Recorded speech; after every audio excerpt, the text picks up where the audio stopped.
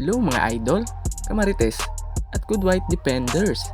Ngayon, pag-uusapan natin ng isang lalaking hindi lang player, kundi papa ng lahat. Aray ko! Ang national crush, national player pala. Walang iba kundi si Dwight Ramos. Pwede na! Tara na't silipin natin ang kwento niya. Nakakatawa minsan, pero punong-puno ng inspirasyon. Si Dwight ay pinanganak sa California, USA.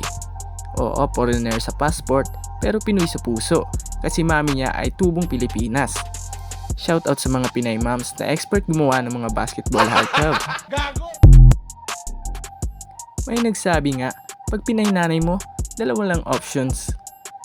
Maging nurse o maging NBA level fogey. Si Dwight, combo meal na. Kumbaga, 2-in-1.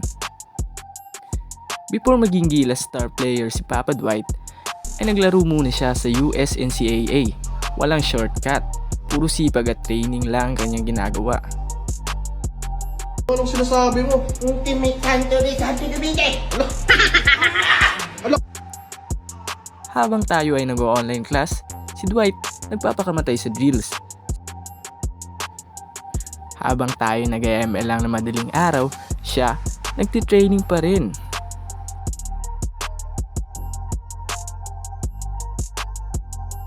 At fast forward tayo. Noong 2020, boom!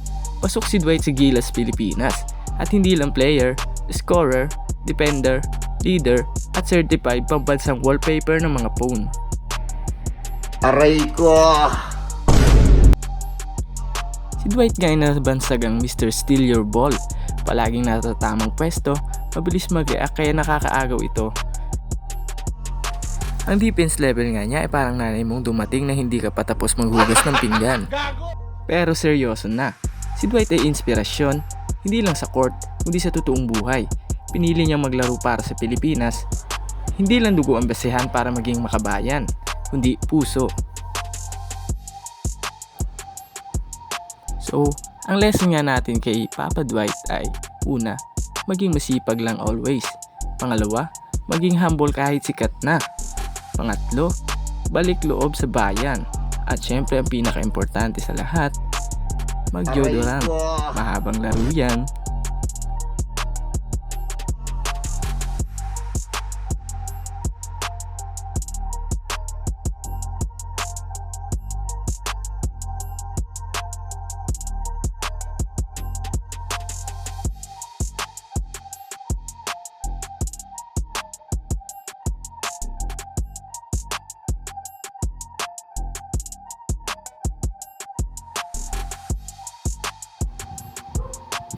Kaya mga ka-Dwight, ka-basketball at ka-hopya, kung na-inspire ka o natawa sa video ito, huwag kalimutang i-like, comment, subscribe at share mo na to.